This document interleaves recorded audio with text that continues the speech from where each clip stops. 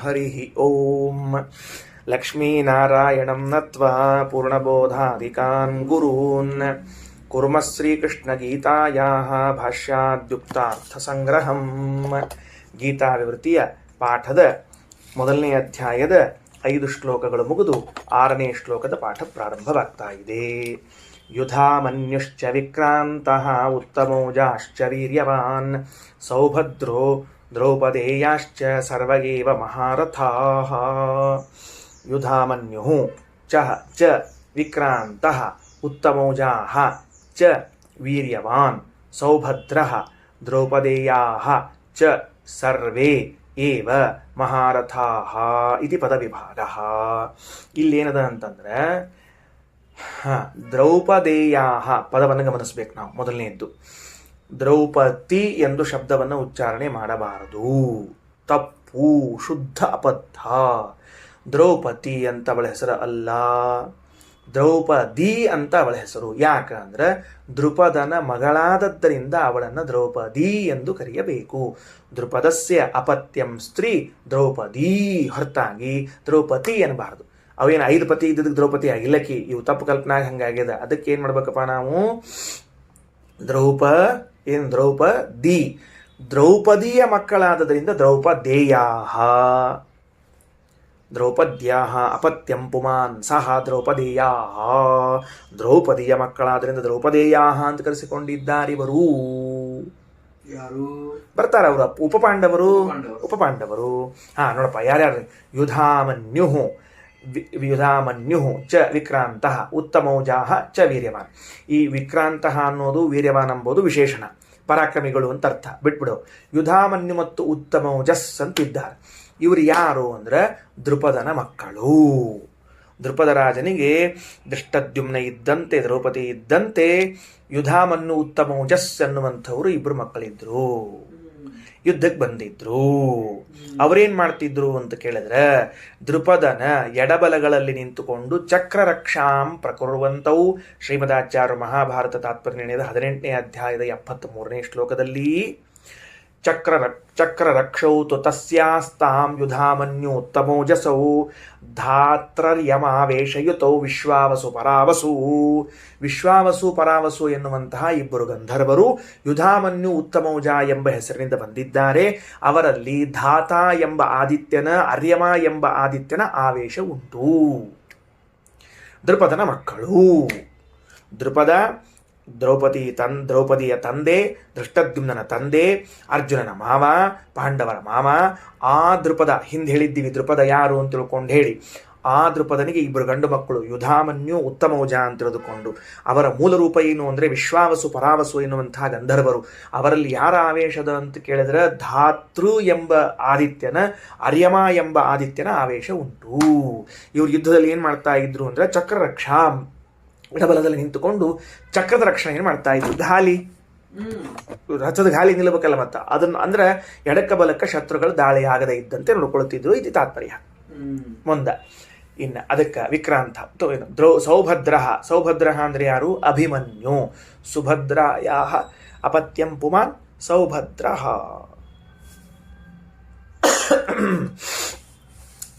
ನೋಡಪ್ಪ, ಸೌಭದ್ರ ಇವ ಯಾರು ಅಂತ ಕೇಳಿದ್ರೆ ಬುಧನೇ ಅಭಿಮನ್ಯುವಾಗಿ ಬಂದಿದ್ದಾನೆ.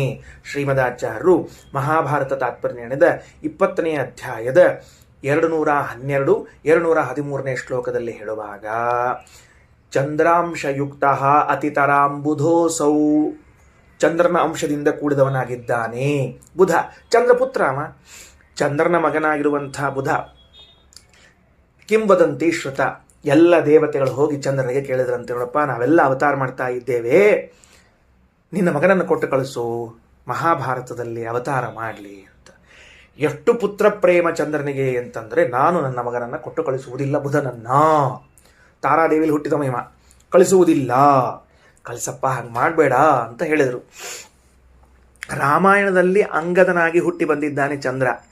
ಮಹಾಭಾರತದಲ್ಲಿ ಚಂದ್ರನ ಅವತಾರ ಇಲ್ಲ. ನೀನು ಬರೋದಿಲ್ಲ ಅಂದರೆ ಏನಂತ, ನಿನ್ನ ಮಗನನ್ನು ಕೊಟ್ಟು ಕಳಿಸು ಅಂತ ಕೇಳಿದರು. ಕೇಳಿದಾಗ ನನ್ನ ಮಗನನ್ನು ಕೊಟ್ಟು ಕಳಿಸ್ತೇನೆ, ಬಹಳ ದಿವಸ ಅವನಿಂದ ನನಗೆ ವಿರಹ ತಡಿಲಿಕ್ಕಾಗೋದಿಲ್ಲ, ಕೂಡಲೇ ಅವನು ತಿರುಗಿ ಬರಬೇಕು ಅಂತ ಹೇಳಿದ್ದಕ್ಕೇನೆ 16ನೇ ವರ್ಷಕ್ಕೆ ಸತ್ತು ಹೋಗ್ಬಿಟ್ಟ. ಅಭಿಮನ್ಯು ಆಗಿ ಬುಧ ಅಂತನ್ನುವುದನ್ನು ನಾವು ತಿಳಿಬೇಕು. ಚಂದ್ರಾಂಶಯುಕ್ತ, ನನ್ನ ಮಗ ಬೇಗನೆ ಬರಲಿ ಅಂತ ತಿಳ್ಕೊಂಡು ಹೇಳಿ ಯುದ್ಧ ಭೂಮಿಯಲ್ಲಿ ಅವನನ್ನು ನೂಕಿಸಿ ಯುದ್ಧ ಮಾಡಿಸಿ ಸತ್ತ ಮೇಲೆ ಮೂಲರೂಪಕ್ಕೆ ಸೇರಿಕೊಂಡ. ಚಂದ್ರಾಂಶಯುಕ್ತ ಅತಿತರಾಂ ಬುಧೋ ಸೌ, ಬುಧನೇ ಇವನು. ಜಾತಃ ಸುಭದ್ರಾ ಜಠರೇ ಅರ್ಜುನೇನ, ಅರ್ಜುನಿಂದ ಸುಭದ್ರಾ ಜಠರದಲ್ಲಿ ಹುಟ್ಟಿದವನು. ಮುಂದೆ ಧರ್ಮ ಈರ ಶಕ್ರ ಅಂಶಯುತ ಅಶ್ವಿನೋಶ್ಚ ತಥೈವ ಕೃಷ್ಣಸ್ಯ ಸುಸನ್ನಿಧಾನಯುಕ.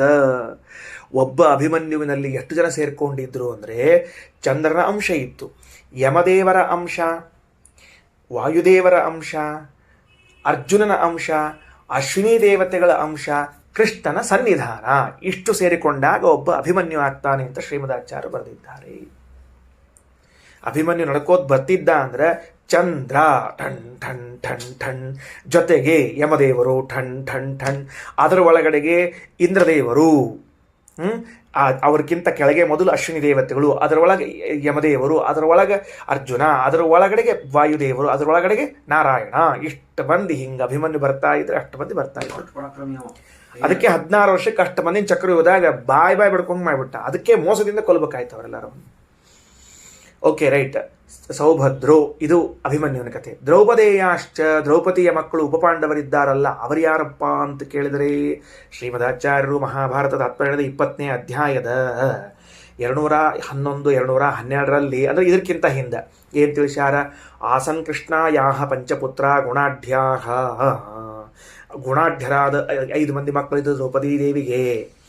ವಿಶ್ವೇ ದೇವಾಹ ಪಂಚಗಂಧರ್ವ ಮುಖ್ಯೈ, ವಿಶ್ವೇ ದೇವತೆಗಳವರು. ಯಾರು ವಿಶ್ವೇ ದೇವತೆಗಳವರು? ಧೂರಿಲೋಚನ ಸೌನಿಕಾನಾಂ ವಿಶ್ವೇಶಾಂ ದೇವಾನಾಂ, ಪುರೂರ್ವಾದ ಸೌನಿಕಾನಾಂ ವಿಶ್ವೇಶಾಂ ದೇವಾನಾಂ. ಇವರೇನಿದ್ದಾರಲ್ಲ ಶ್ರಾದ್ದಕ್ಕೆ ಬರೋ ವಿಶ್ವೇ ದೇವತೆಗಳು, ಅವರೇ ಉಪಪಾಂಡವರಯ್ಯ, ಬೇರೆ ಯಾರೂ ಅಲ್ಲ. ಅವರು ಪಂಚಗಂಧರ್ವ ಮುಖ್ಯೈ ಆವಿಷ್ಟಾಹ, ವಿಶ್ವೇ ದೇವತೆಗಳಲ್ಲಿ ಪಂಚಗಂಧರ್ವರ ಆವೇಶ. ಯಾರವರು? ಚಿತ್ರರಥ, ಅಭಿತಾಮ್ರ, ಕಿಶೋರ, ಗೋಪಾಲ, ಬಲ ಅನ್ನುವಂತಹ 5 ಜನ ಗಂಧರ್ವರಿಂದ ಆವಿಷ್ಟರಾಗಿರುವಂಥವರು ಇವರು ವಿಶ್ವೇ ದೇವತೆಗಳು. ಮುಂದೇನು? ಅವರ ಹೆಸರು: ಮೊದಲನೆಯದವ ಪ್ರತಿವಿಂಧ್ಯ, ಧರ್ಮರಾಜನ ಪುತ್ರ, ದ್ರೌಪದಿಯಲ್ಲಿ ಹುಟ್ಟಿದವನು. 2ನೇದವನು ಭೀಮನ ಮಗ ಶ್ರುತಸೋಮ. 3ನೇದವನು ಶ್ರುತಕೀರ್ತಿ. 4ನೇದವನು ಶತಾನೀಕ. 5ನೇದವನು ಶ್ರುತಕ್ರಿಯಾ ಅಂತ ಹೆಸರು. ಸೌಭದ್ರೋ ದ್ರೌಪದೇಯಾಶ್ಚ ಸರ್ವೇ ಏವ ಮಹಾರಥಾಃ. ಕೆಳಗೆ ಮಂತ್ರಾಲಯ ಪ್ರಭುಗಳು. ಮಹಾರಥತ್ವಂ ನಾಮ, ಮಹಾರಥರು ಅಂದರೆ ಯಾರಪ್ಪ?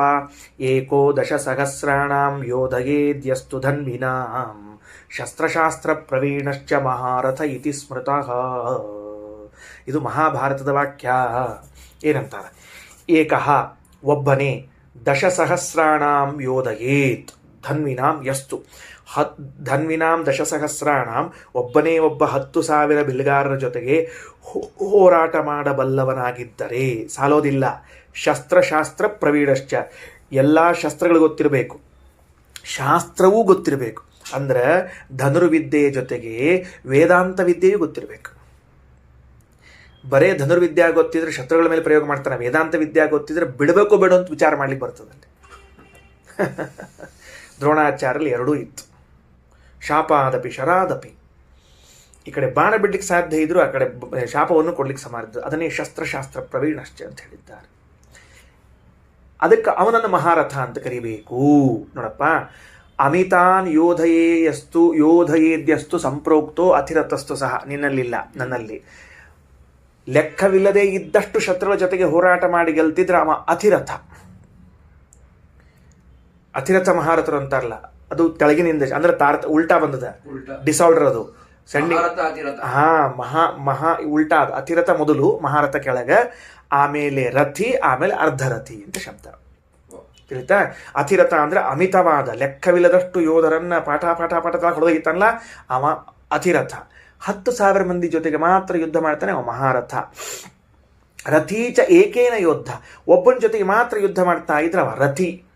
ಅದಕ್ಕಿಂತಲೂ ಕೆಳಗಿದ್ದವ ಅರ್ಧರಥ, ಒಬ್ಬರ ಜೊತೆಗೂ ಯುದ್ಧ ಮಾಡ್ಲಿಕ್ಕೆ ಆಗದೇ ಇದ್ದವನನ್ನು ಅರ್ಧರಥ ಅಂತ ಕರೀತಾನೆ. ಕಷ್ಟಪಟ್ಟು ಹೆಂಗೋ ಮಾಡಿ ಯುದ್ಧ ಮಾಡ್ತಿದ್ದ ಅಂದ್ರೆ ಅವ ಏನು ಕರ್ಸ್ಕೋತಾನವ? ಅರ್ಧರಥ ಒಬ್ಬರ ಜೊತೆಗೂ ಸರಿಯಾಗಿ ಯುದ್ಧ ಮಾಡದೇ ಇದ್ದವ, ರಥಿ ಒಬ್ಬರ ಜೊತೆಗೆ ಯುದ್ಧ ಮಾಡುವಂಥವ, ಆಮೇಲೆ ಮಹಾರಥ 10,000 ಮಂದಿ ಜೊತೆಗೆ ಮಾಡುವನು, ಅತಿರಥ ಅಂದರೆ ಲೆಕ್ಕವಿಲ್ಲದೆ ಇರುವಷ್ಟು ಜೊತೆಗೆ ಯುದ್ಧ ಮಾಡುವಂಥವನು.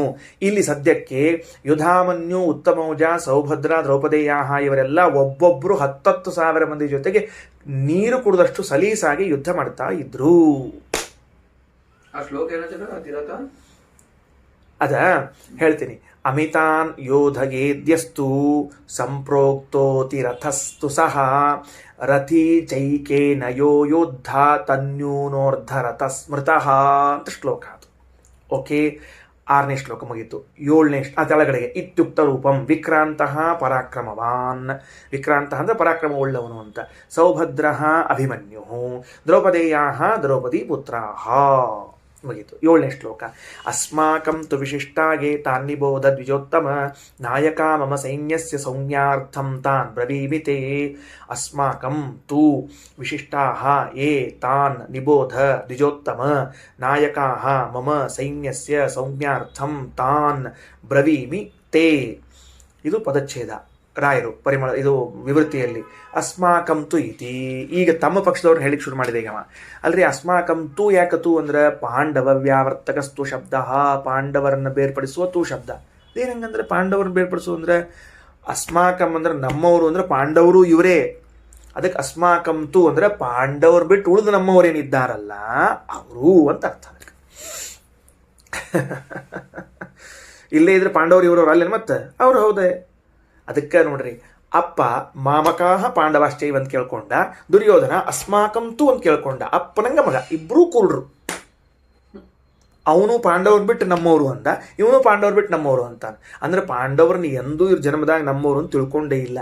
ಯಾವ ವ್ಯಕ್ತಿ ತನ್ನ ಜೀವನದೊಳಗೆ ಪಾಂಡವ್ರು ನಮ್ಮವರು ಅಂತ ತಿಳ್ಕೊಳಂಗಿಲ್ಲ, ಅವ್ರ ಧೃತರಾಷ್ಟ್ರ ದುರ್ಯೋಧನ ಹಾಳಾದಂಗೆ ಹಾಳಾಗೋಗ್ಬಿಡ್ತಾರೆ. ಮುಗಿದ ಸಿಂಪಲ್ ಸೂತ್ರ. ಅಸ್ಮಾಕಂ ಸಂಬಂಧಿನ ನಮ್ಮವರು, ವಿಶಿಷ್ಟಾಹ ಅಂದ್ರೆ ಬಲಿಷ್ಠಾಹ. ವಿಶಿಷ್ಟ ಶಬ್ದಕ್ಕೆ ಅರ್ಥ ಏನು? ಬಲಶಾಲಿಗಳು ಅಂತ ಅರ್ಥ. ಇಲ್ಲಿ ವಿಲಕ್ಷಣರು ಉತ್ತಮರು ಅಂತ ಅರ್ಥ ಬೇಕಾಗಿಲ್ಲ. ಯುದ್ಧ ಭೂಮಿಯಲ್ಲಿ ಅವರು ವಿಲಕ್ಷಣ ಆಗಿದ್ದಾರೆ, ಉತ್ತಮರಾಗಿದ್ದಾರೆ ತಗೊಂಡು ಏನು ಮಾಡಬೇಕು? ಯುದ್ಧಕ್ಕೆ ಬಲ ಬೇಕಾಗಿದೆ. ಅದಕ್ಕೆ ಬಲಿಷ್ಠಾಹ ಅಂತ ಅರ್ಥ ಬರೀತಾರೆ. ಮಮ ಸೈನ್ಯಸ್ಯ ನಾಯಕಾಹ ನೇತಾರಹ, ನನ್ನ ಸೈನ್ಯವನ್ನು ಮುನ್ನಡೆಸುವಂಥವರು.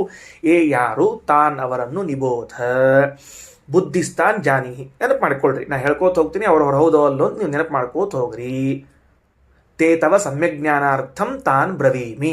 ಮತ್ತು ಸ್ಪಷ್ಟ ಅಂದ್ರೆ ಜಳ ಇರಲಿ, ಇಂಥವ್ರು ಇದ್ದಾರ ಬಂದಾರ ಅಂತ ನಾ ಹೇಳ್ಕೋತ ಹೋಗ್ತೀನಿ, ನಿಮ್ಮ ತಲೆಯಾಗಿ ಇರ್ತದೆ, ಅದು ಸ್ಪಷ್ಟ ಆಗಿಬಿಡ್ಲಿ ಅಂತ ಹೇಳ್ತೀನಿ. ದ್ವಿಜೋತ್ತಮ ಇತಿ ಆಚಾರ್ಯ ಸಂಬೋಧನಂ. ದ್ವಿಜೋತ್ತಮ ಅಂತ ತಿಳಿದುಕೊಂಡು ಆಚಾರ್ಯರಿಗೆ, ದ್ರೋಣಾಚಾರ್ಯರಿಗೆ ಸಂಬೋಧನೆ ಮಾಡ್ತಾ ಇದ್ದಾರೆ. ಶ್ರೀಕೃಷ್ಣಾರ್ಪಣಮಸ್ತು.